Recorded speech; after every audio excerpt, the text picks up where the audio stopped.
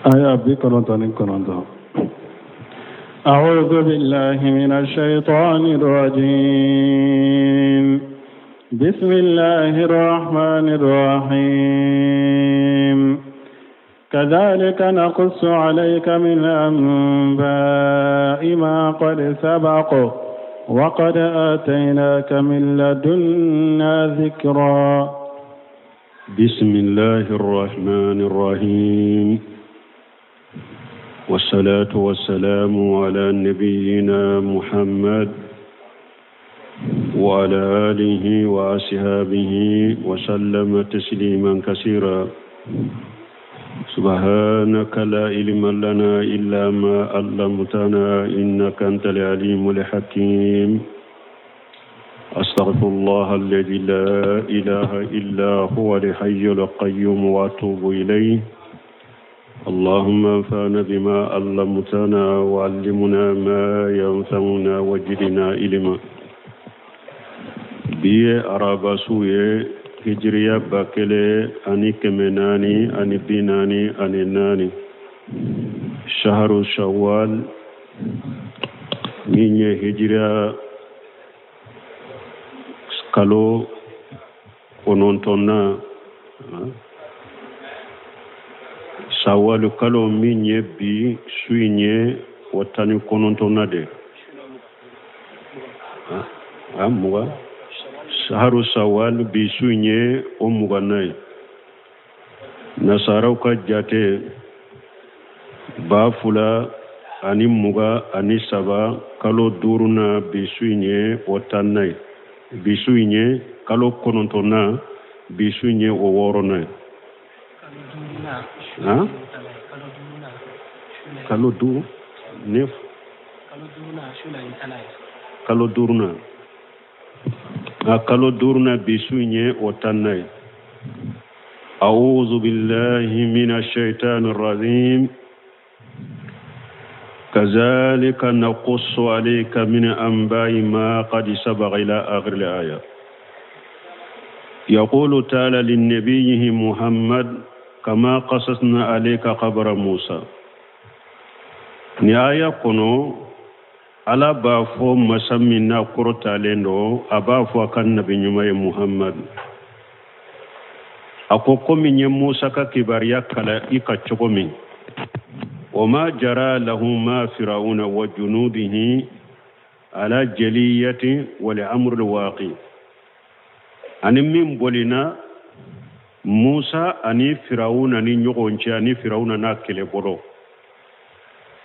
نيو أوكالي كاتشوغومي كابانجيه كاكيكومي كافوية كومي أكيرا تشوغومي دي. كذلك نقص عليك الأخبار المادية كما وقعت. وچوكو كلنا كباريا منون تمنا ني على بي كبارانو يده كومي كيرا چوكومي من غير زيادة ولا نقص كاسر ما فين فراكا فين مبولا ني لانيني يودي. كذلك كومي ني موسى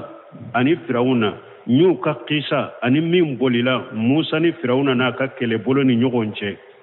nyo ofiye chogomi kola kaliye chogomi ka jeya ye ka fuye komi akera chogomi de na qusu alayka min amba ima qad sabaga. Ewa mugo temena mba beka kibaria beni aka mugo mbu beka kibaria kala ika kwa qisa fuye o chogo kelende komi akera chogomi wa qad atainaka min ladunna jikra. Aw ne ala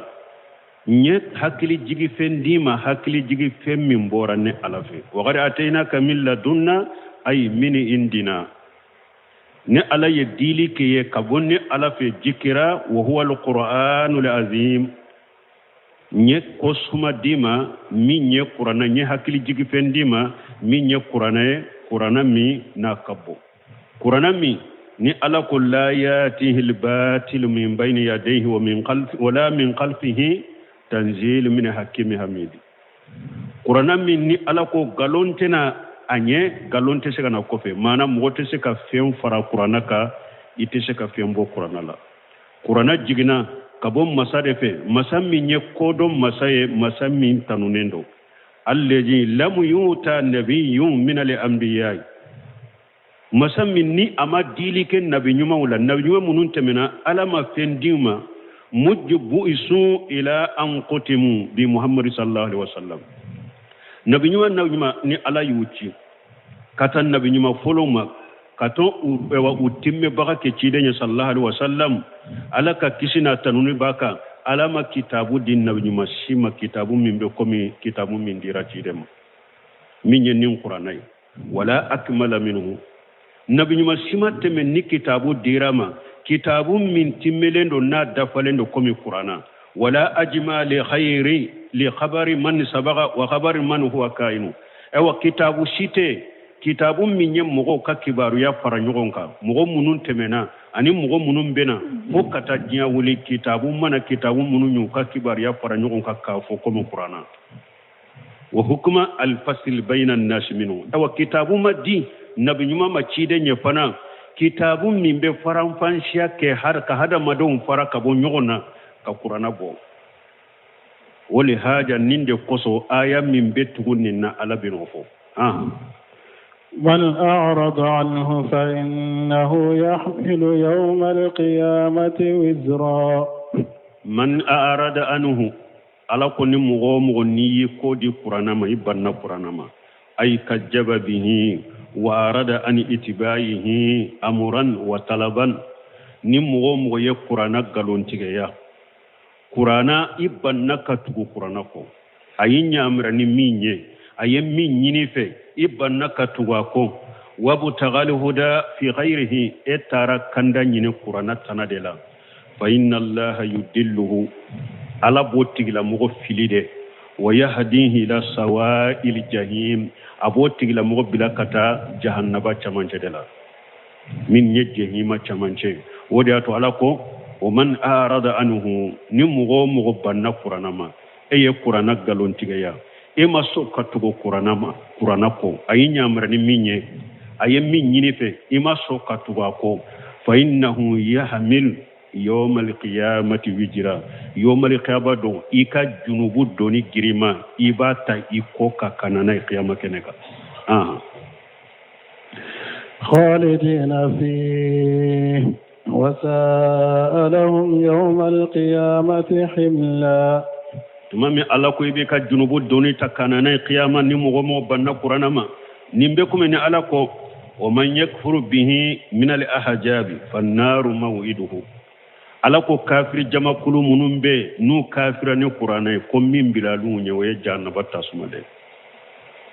qalidina fihi ni mo min don na jannaba kono ni mogo min banna qur'ana ma ini ka junubu doni na qiyama keneka ibe dume ika junubu janga kata ibe duma kono wasa allahum yawmal qiyamati himila yawmal qiyamati do uni doni min na junubu doni uni doni jugu nana de ni mogo min ye junubu doni de nani ko ka qiyama keneka ini doni nana doni min ka giri doni min na ka jugu يوم ينفخ في الصور ونحشر المجرمين يومئذ زرقا يوم ينفخ في الصور على كو يوم القيامة دو فينيلي بك بورو لا جوم بي بورو فيني إسرافيل بورو كباريا بالي دي بولو فينو فيني نيما فيني أبكا نيم لا سابولم بإسرافيل كبورو ينكونو نايا فيني سينا فولو hada madembe jabe tige abebesa na ya afinya sinya fulana mugo kele kan nimbe buru yunkono in nimbe paka bo buru kono ibe jiya yoro nimbe ta doila ibe bokana qiyama keneka o yawma yunfaku fi suri ala ko donde do minya qiyama doy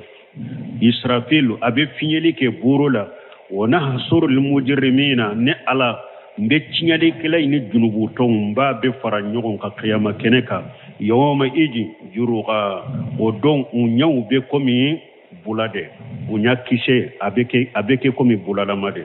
na kuloru be yelema juruqa yewdo unya kise bulala made do ko juruqa umuyan unya finyele de bena kiyama keneka do ko unya finyele u bena kiyama keneka unya finyele ndo me juruga ye koloru minye bulalama unya ubeke bulalama de yala ambe nim fara nyogonka ni aya ala ko nu bena unya ube komi bulare unya bulalama de unya kiso bulalama de bo aya urena ala ko yoma tebu yadu uju o teswadu uju ala ko yomali kama do nyeda u dobe urube jeya buna basu yo tawsiri ko sunna mo nyeda u be jeya qiyama do nyeda u dobe fi ako bida mo nyeda u be fi afora o yoro da ku nyu be fi u finende bena afora ni yoro la ko nyu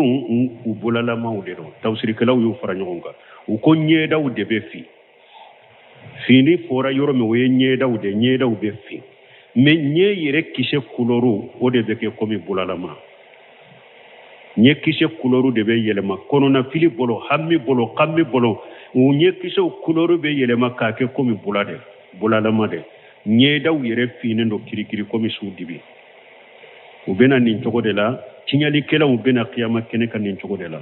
sabata fil hadis asabatira hadisa kono anna rasulullah sallallahu alaihi wasallam suila ani sur nin buru min fule ni nye cide nyinin kara buru inna ukon nin buru nye sugu jumai fa khala qaranun yunfaqu fihi cide ko gerende do gere ni finyeli beke ala wajaa fil hadis anana hadisa kono kayfa ani am cide ko aw ben nema chogodi aw ben nema soro chogodi wa sahibul qarani qari ila taqama li qarana gere tigi aye gere aya do adala kaba israfilu ya kaburu do adala kaba wa hanna jabuhatahu aya atemma jigi ka tenjenge wa antazaran an yujanu lahu abake kama kononike alaka jenda makwa ka finye akafinye wa qalu ya rasulullah kayfa naqulu tumami chide nyen ni fo sheba wi ushiranna ko chide an ka fo chogodi qala chiden ko qulu hasbunallahu wa ni'mal wakeel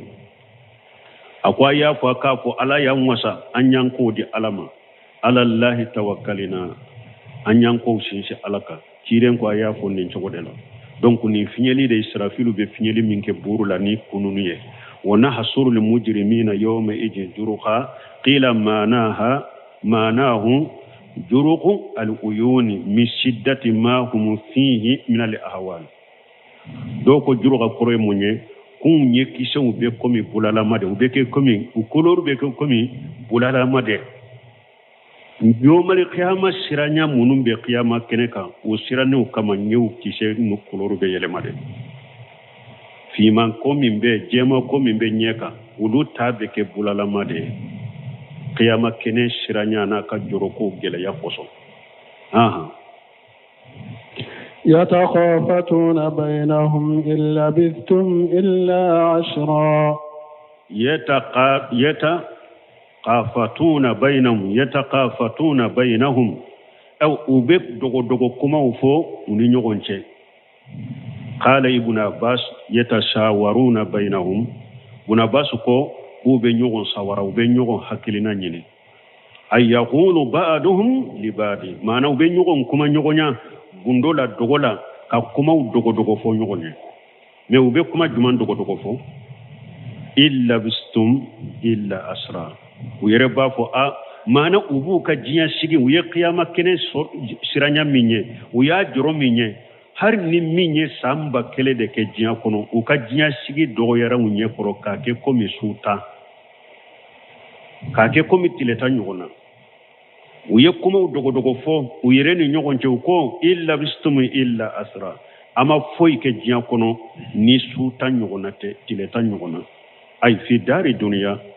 ama foi ke jiya kono aka jiya shigi hakke make foye fo suta nyogona lagari kana lubusukum fiha qalila au ka jiya shigi aka jiya shigi kera fitini de asaratan ayami au nahwiha au ka jiya shigi kera de tiletandoro ube tiletanyona qiyama kene joli kera sababu ye uye shi hake nyana ma ya jiya kono nyana na beko uka jiya shigi kera unye koro komi tilenta hake de ويرد نينفو نيغوني قيامة كنكا بندولا نحن أعلم بما يقولون إذ يقول أمثلهم طريقة إن لبثتم إلا يوما نحن أعلم بما يقولون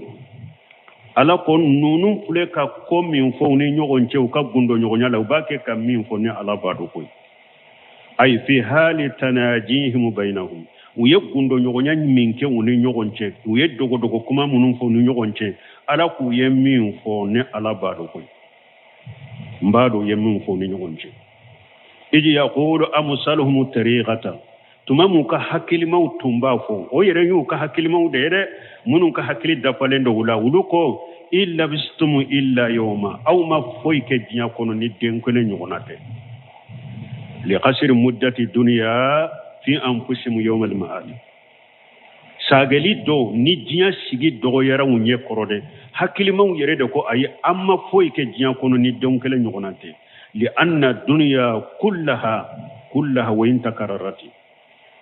awqatuha awa jinya be hari na kha waqtu takana sagira chogo chogo وتآخبت اللياليها وأيامها هر نجيا أكسونا تلو نو ينيغون فلي فلي تغوري تغو تغو وساعتها جيا ناكا ليرون ينيغون فلي تغو تغو كأنها يوم واحد جيا بكم الدون كلندي ولهذا نيند قصو يستخشروا الكافرون مدة الحياة الدنيا يوم القيامة نيند قصو كافرون وكجيا سيغي حكم أبي دوغيا ونيقرو قيامة كنكا كافر كجيا شيغي حكيبه دوغيا ونيكورو وكان قرضهم في ذلك درو قيام الحجة عليهم لقصر المدة مي كافر ينن كما من فلا ني موني نوكو علما او ما فوي كجيا كو نوكا دوكو تيلتا وكا حكيلما كو اي اما فوي كجيا كو نو نيتيله كلا نيغونانتا اكوري موني puru ka huja nyoni ka boka kaira alala antiga ala au mamme jiya kono koy huja ma juanka anye donkele ndoronde ke jiya kono uyen nin fo ko ka jiya sigi dogoya o dogoya fo alay qiyamalika munna puru ka huja nyoni ka boka mana uba fi kaira alala amma foy ke jiya kono ni donkelente huja ma juanka de nya sigili surunyana amma huja ma sheka juanka wakati bonilla nyini yede me obesoro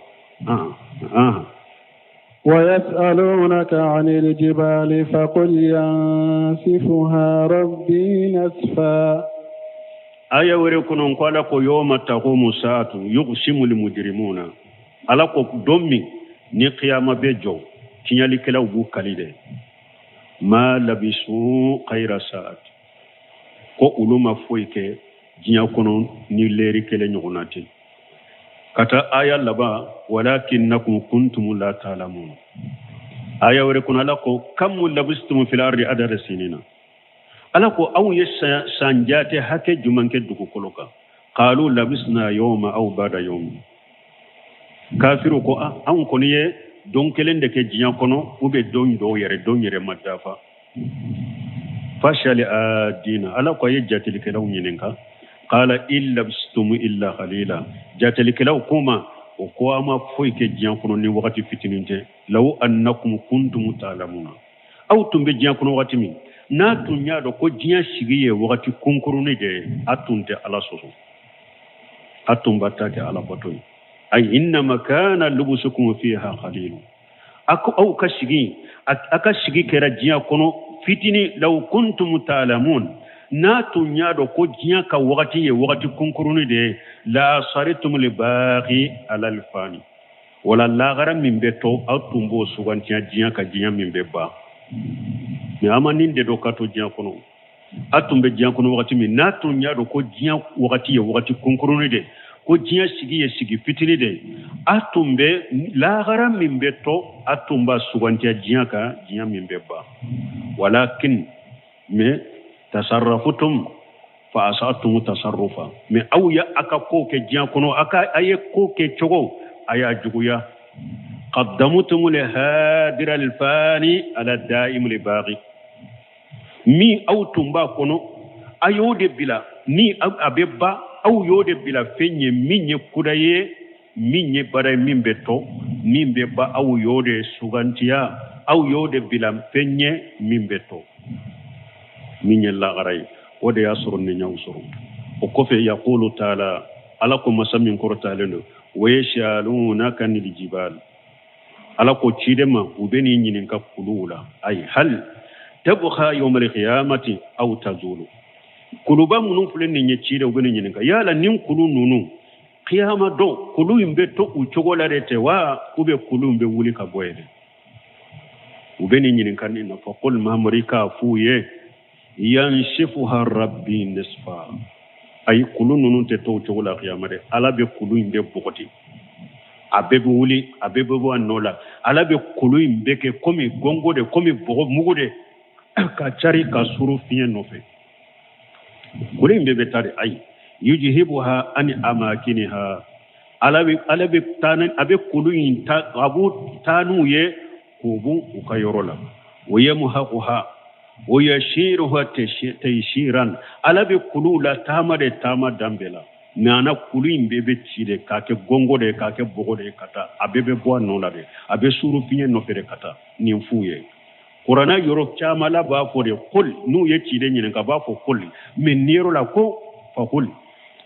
فاغفر لك فقل ينشفها ربي نشفا افوye a kulun te to chokola de ni jiyan wulila ni qiyama jora qiyama e wajjo wakati sera kulun nunun te to chokola de kulun nunun bebe bogoti be wulide abeke bogoda bebe ke gongode ala babe suru piyen no fere katana be dugu kolo lankolo de beto فيذرها قاعا صفصفا فيزرها نكل نون بورا دغوكولو بيتو قا اللانكولو صفصفا ادالا كلني قا اللانكولو فويتالا كلو تالا فويتالا صفصفا النغولي كومي دونغاري اللانكولو نغولين دي بيتو كومي دونغاري ادالا كنيلي فويتالا لا ترى فيها عوجا ولا أمتا لا ترى فيها عوجا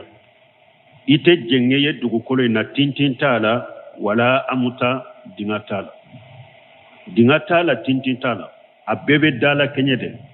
اللهم كولين ديدو أغرانغالا ديدو أبي دالا كلين نغولي كومي نيه دونغاريدا أبي تغمي دغو كولي مبكي وچغو دلا فوي تاتا et puis jengeta la dingata la tintinta la abedala kenyelende do kulu betama kabwaka dugu kolo adala kelenyen fenselende beto foitaka يومئذ يتبعون الداعي لا عوج له وخشعت الأصوات للرحمن فلا تسمع إلا همسا يومئذ ودو يتبعون داعيا لا عوج له abe weleli kala abe tugu weleli kala ko moshite jenge kabwana ayyoma yarawna nindo ayyoma yarawna hajil ahwala dum min nabin lilla halawiye ni kulumbe bwanola yastajibuna mushrihina ila da'i abebe ala jabi nabi teliya kata ala ka weleli kala jabilima haysuma umiru badaru ilayhi ni ala ya unya mariya ka weleli kala na ya unya mariya ko ala ko akana yoromi bebe teliya kata walau kana fi haja dunya la kana anfa'u lahum na ya sur hada madun yen ninke jiya kono ninde bu nafa mana qiyama ni ala ka weleli kala na ye weleli ke bebe tukako na ye hada madun wele ko tigi ala ko kana yoromi bebe teliya kata ile nin tun kera ni hada madon tun yen ninke jiyan kono o de bu nafa alaka weleli kala min ye ci de sallallahu alaihi wasallam qur'ana ani sunna abe hada mado abake ku wele na ya suru jiyan kono ni ala ya wele kata yoro me abe teliya katai ci de nya wele kata yoro be teliya katai o de nafa tumba au ka katime la gara ka teliya linga la gara be teliya katala ka weleli jabide walakin haythu la yanfa'uhum mais hada madum beta nin teliyali ke ka teliya kala ka weleli kala jabi u beta ke yoro de la yoro mi akeli tuna fay أبيكم إن ألاكو آية وركون أسمي بهم وأبصر يوم يأتوننا ألاكم مغشتة تنيامي كهذا ما دونبو مغشتة تنيامي كهذا ما دونبو دوم من نو بيننا ألاما نوتفين فهذا ما دونبو niye tinyame jinya kono odebi nafa niye tinya ye jinya kono odebi nafa me qiyama ibeta tinyaye yoti nafa yo wa qala la kwa yawre kono muhtiina ila dai ako betele yalendo kata alaka welelima betele no kata alaka welelima qala qatadatu la iwaja lahum ay la yamiluna anhu la iwaja lahu kure munye mo shite jenge ka be welele kala nka welelima bebe tade mo shite jenge ka bo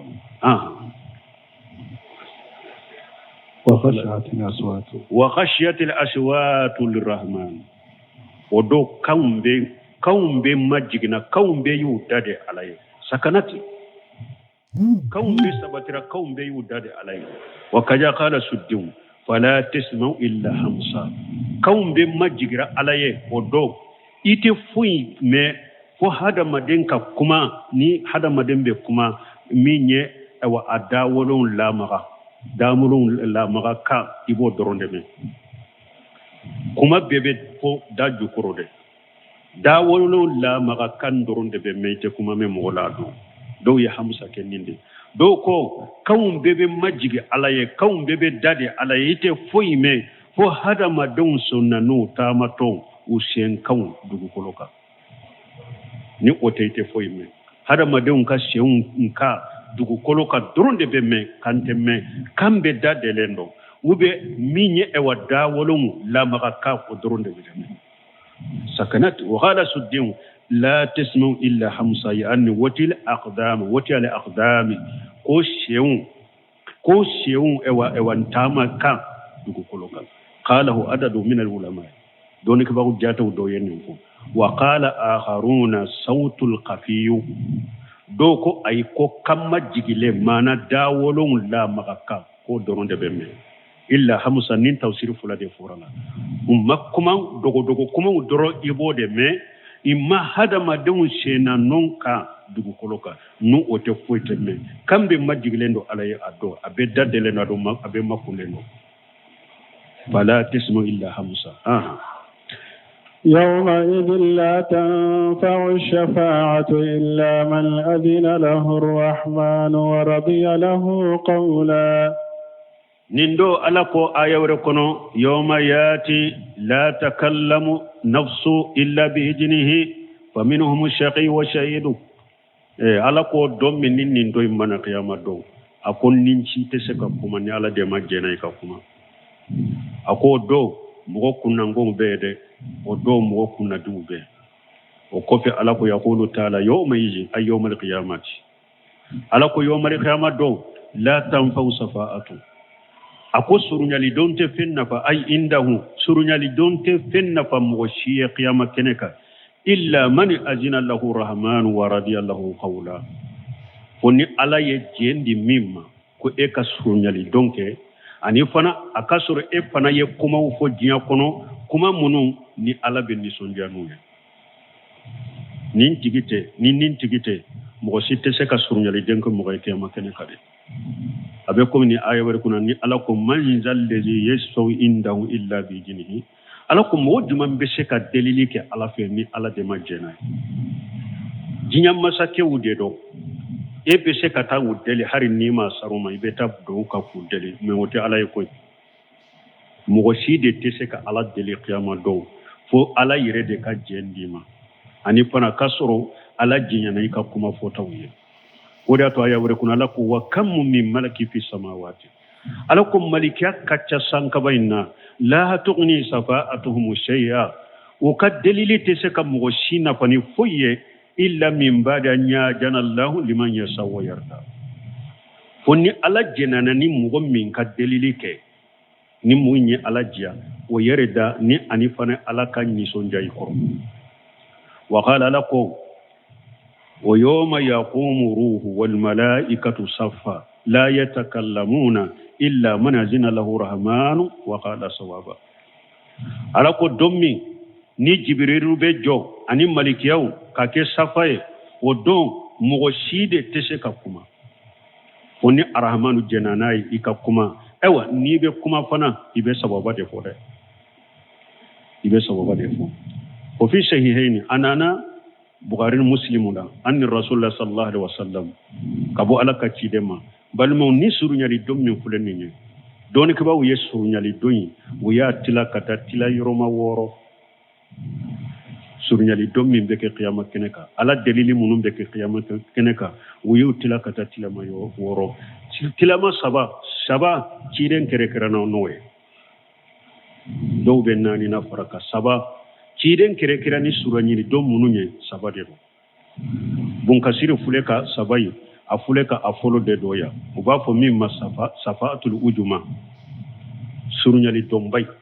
ciden kere kere no ya qiyama keneka ani mo jento la koy na be nyimate faraka wala wali jute faraka wala shegute faraka wala ma bate faraka ciden ka wala kelemtu de bo ko kere kere ni alede ako anana bukhari ni muslimu kono ka bo cide ma ko huwa shaydu waladi adama wa akramul khalaiq Allah azza wa jalla adama dembe nyema ye ciden de awa damfin bela min kabbo ala bolokatema beka o ye ciden annahu khala o ciden ko ati tahta al arsh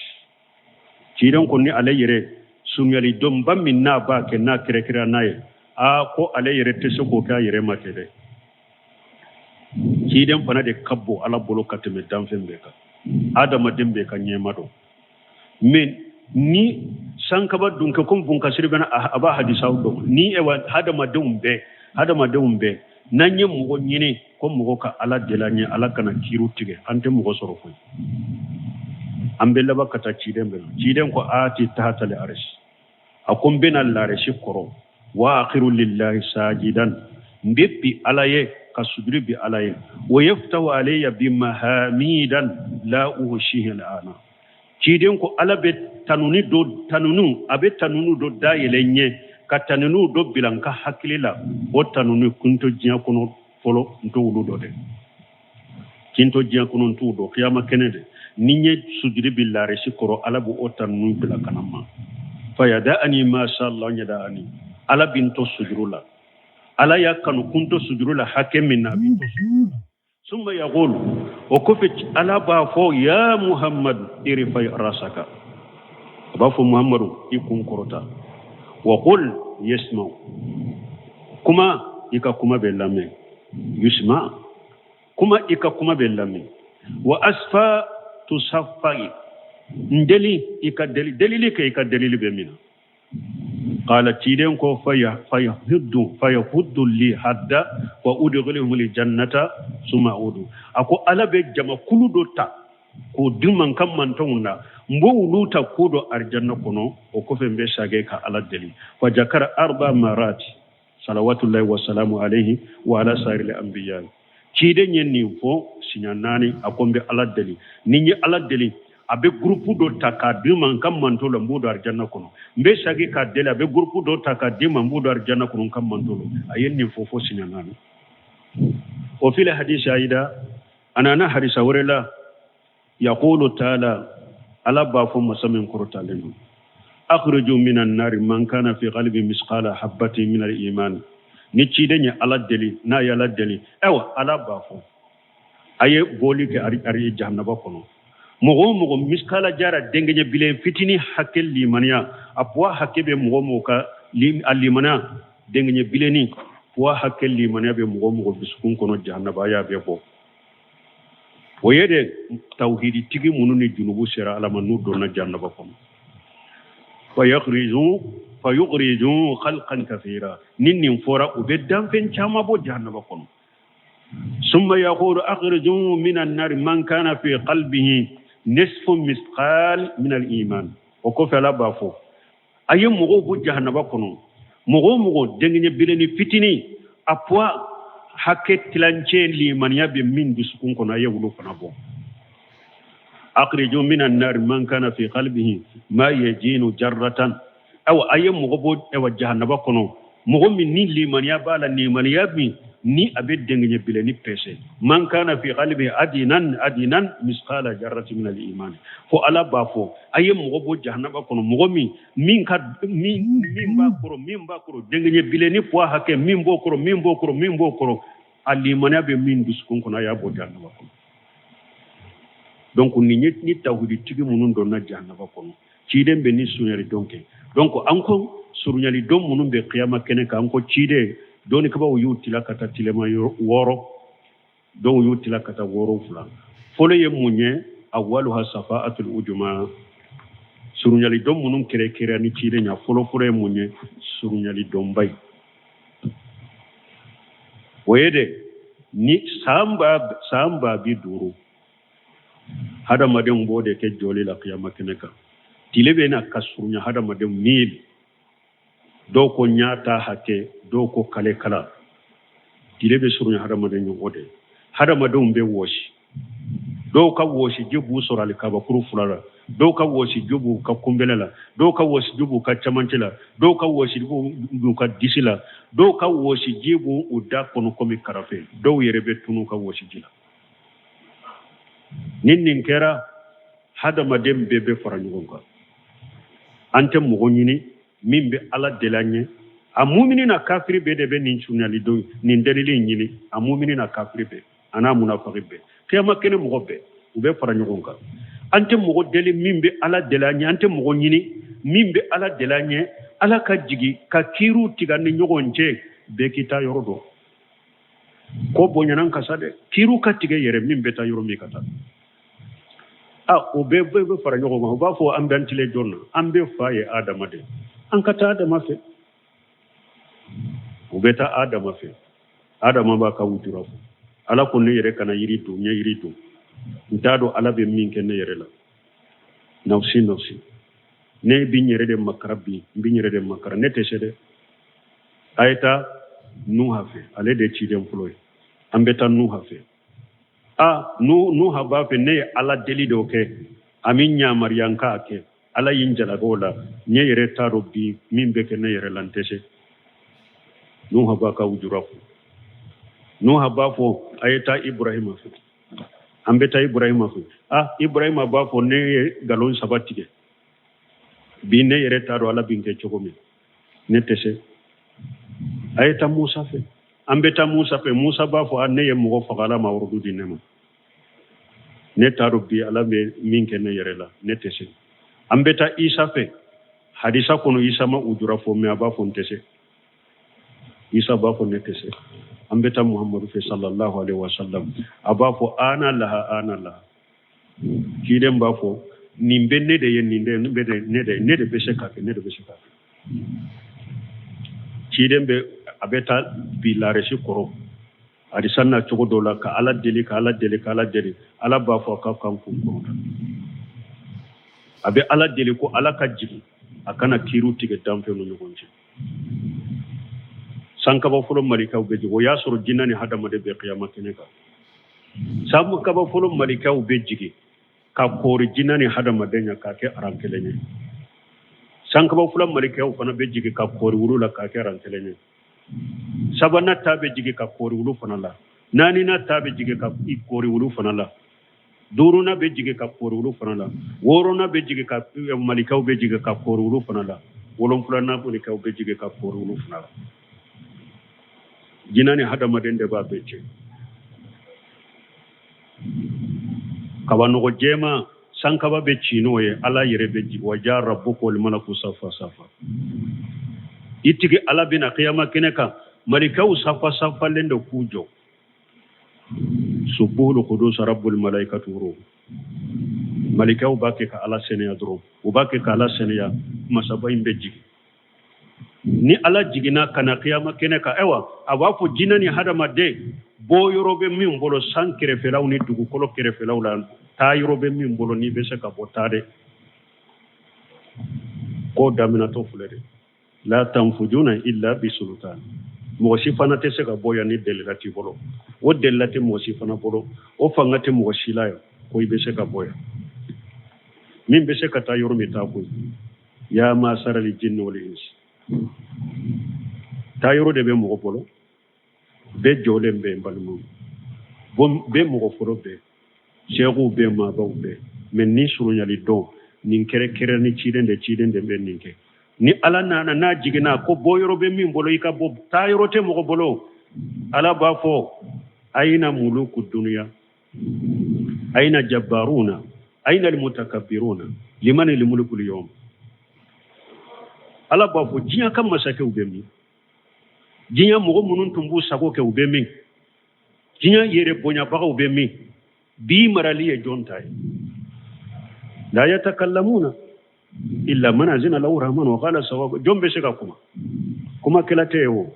ala ba fo liman almulku alyawm jombe sega jab liman almulku alyawm jombe sega jab liman almulku alyawm jombe sega jab ayre ba fo lillahi alwahid alqahhar aba fo bi marali ne ala kelemtu de tay ne ala minye karaba masay bi marali ne tay ala be kiru tige kata sogoma sani wala ha wakati kiri bebe bappew ashabul jannatu khairun mustaqarra wa hasanun maqila arjanna dum beta tile toke arjanna beta tile mina tilema fila mina ke beta tile mina arjanna ko jahannaba dum beta jahannaba sogoma sana wala hala be kiri betige seruli hisab aka kursili kateli kiri betige bebe tayorodo ninye ciden ka sunyari don furo nin kere ani ciden da kelem to de ben ninke ani mo jente ninna sani ha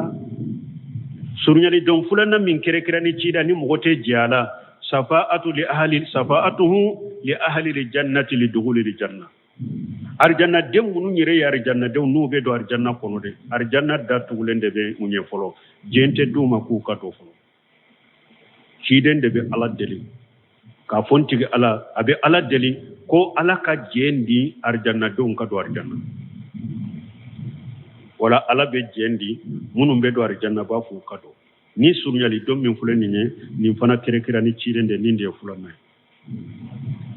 salisuha asabana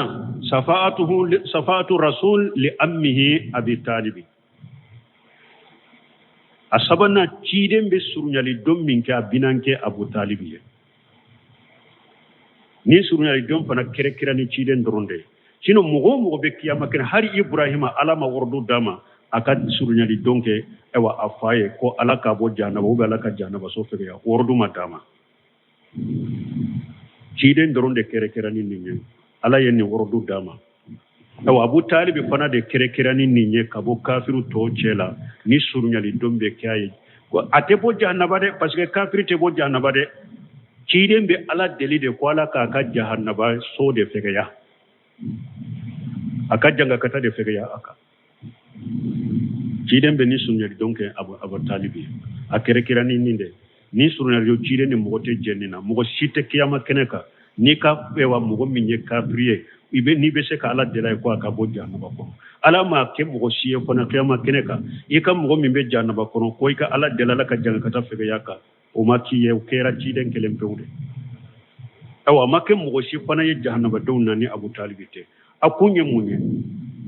parce que abu talibi ye cide aya Allah fasa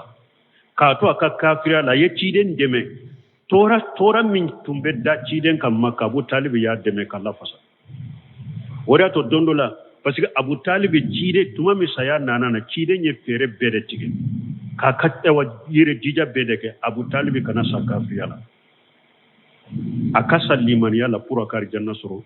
aya ay ciden deme chogomi kado ciden ne jugu ke chogomi ka ciden la fasa chogomi ciden maso amadia ye ni abu talib sara kafira ka hari tuma me be banala anisa ya shikara be nyona ciden nana de ko ya ammi qul la ilaha illallah kalimatu hajju laka indallah a akon fa binanke la ilaha illa fo isa to ka la ilaha illa fo doro qiyama kene kan nadeli la suruni ni ala dele ya ni do arjanna kono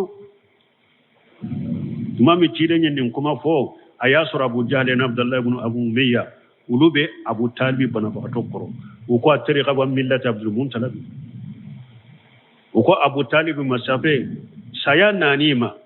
iba fi kasira kabo ammo ke abdul muntalib kasira kawa ni ciden sagira ka kuma ka ulu fana be sagin nin kuma fo Abu Talib ka kuma laba ko alebe Abdul Muttalib tade ka amma soka la ilaha ala ko innaka la tahdi man habauta walakin Allah yahdi man yasha ala ko ciden ma ete sika mo kanda ko min kadiye ni ala de be mo kanda min kandali yenjiya laysa alayka hudahu walakin Allah yahdi man yasha ala ko ciden ma mo ka kandali te e ka koy e ta yella selili e yella selili kala de doro mais mo ka kandali ti bondo de ni ala de be mo kanda min yenjiya imam Abu Talib sara kafiyala ciden ko la astaghfiranna laka ma lam unu anka ako fari binne ka ala deliye de ala ka yafi fo ni ala yimbalala de ala ya aya jigi ma kana lin nabi wal ladina amanu ma hu an yastaghfiru lil musrikina walau kana ulu qurba wodete ala ko ciden ma ako ate daga nabi nyuma yede ani mugo min munun liman ya kafara nabi nyuma ka ate daga awye akala ya fa del mushriki hari na ka bari masulo ciden yo fana dabila ona tabe hadisan nana Abbas ciden binankira Abbas ibn Abdul Muttalib don dola ko ciden ma ya rasulullah hal nafa'ata Aba Talib bi shay ya hal nafa'ita Aba Talib bi shay ako ciden ma ako yala alaka cide Abu Talib nafani pendo yewa fa innahu kana yuhituka Abu Talib tumbe mogo sagi kaboila wa yakhdabu laka tumbe dimiye kana yuhituka Abu Talib tumbe mogo sagi kaboima atumbe jugu sagi kaboima wa yakhdabu laka tumbe dimiye yala fenna fayewa qala nam cidan ko gonne fenna faye huwa fi dahdahi minan nar ako Abu Talib ka jahannaba so ko jahannaba so do be ba fo dahdahi jahannaba so min do asamara la made do abado ashenna abasuru alkaba kuru furara yaqlu dimaquhu mi samara aleka jahannaba so dahdahi asamara la mafula de ba shenna me akunkolo shembe ba ke ka wuli sambe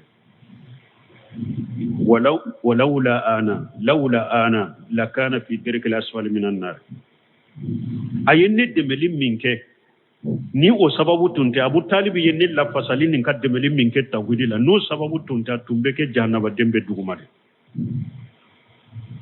na yende meli minke o sababu la be ala delaye ala baka jahannaba fen sod fege ya hadisa dola ciden ko Abu Talib de kajjanga kata fegelendo kateme jahannaba dembe ka mais ale yere nyana ale kajjanga kata ka duguna be mais ale de ta fegelendo hadisa dola ciden ko mo min ka jahannaba dem min ka jahannaba janga kata figeleno kateme beka woye mo de aka jahannaba so asamara lama fula de ba senna basir abasura le kaba kuru fulala akun ko sembe be wule sambe woya Abu Talibi wal mo ninde surnyali don sabana ni ciden kere kere ni mununye ani mo gote nunun kani mo gote je nununa do yennani na faraka rabiha safa'atuhu fi dughuli unas min ummatihi li jannati bighairi hisab do yennani na faraka ko be kire no fanaye ko be surnyali donke mo wiye akam manton la ko ala ku do ar janna kono kasura mu fese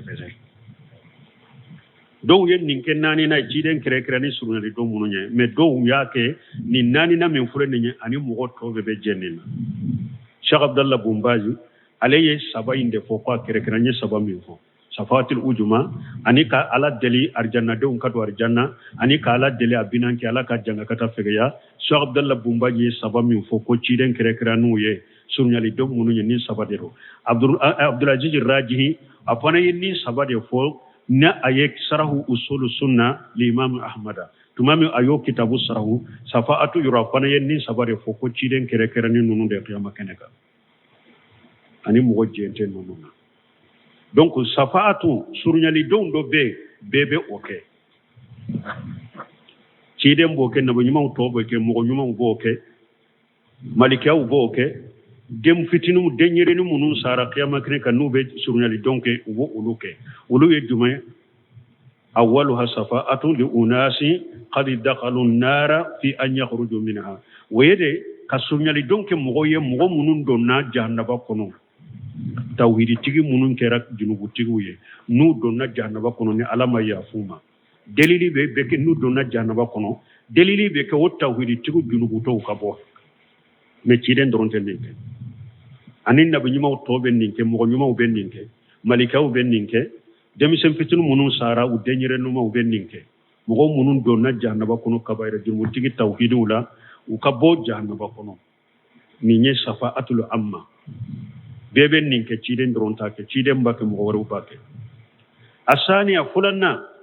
shafa'atu minni be jembala shafa'atu li unasin qad istahaqqu an-nara fi alla yadkhuluha mogo do uni tasuma doni kaka ala bedeli ko ala kanu do tasuma kono awa bebe nim fana ke ni makerkera ni ciden droy beba ke ciden ba ke na yuma to ba ke mo yuma ba ke dem sem fitinu munun sara u denyere no mo benninke mo munun do jahannaba do una kaka me ala bedeli ala kanu do jahannaba kono asalisuha safatil unas min ahli al-iman qad istahaqqu li jannatan an yajidadu rifi'ati wa darajati fil janna safa'atu la amma sabana mogo munu nu donna arjanna kono me ube ala dele nunun donna arjanna kono uluka arjanna sonu ka daraja uka bara hakay udan yoro dela me ka ala dele ala ku korota ala ku ka daraja korota arjanna kono ku bila daraja korota le arjanna kono ka bara maseminna ukera arjanna de unyede mais ala be deli wu yala ku ka daraja korota arjanna kono ka bara masemema ni surunyali don sabana ninde sabana no ba fo safa'atul amma be de be nununke warato abdulaziz rajihi ay ahmad ibn hanbal ka usul sunna min sarahu ay safatu tilakatan tilama woro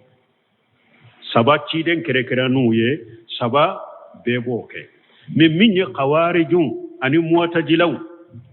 ulu ye fulay nan kaya parce que khawariju ko mugote do jahannaba kono kabo mu'tajilaw fana ko mugote do jahannaba kono kabo donc ulu ko delili min be ko mugo do be do arjanna kono mugo do be do jahannaba kono delili be ke o kabo jahannaba kono masoma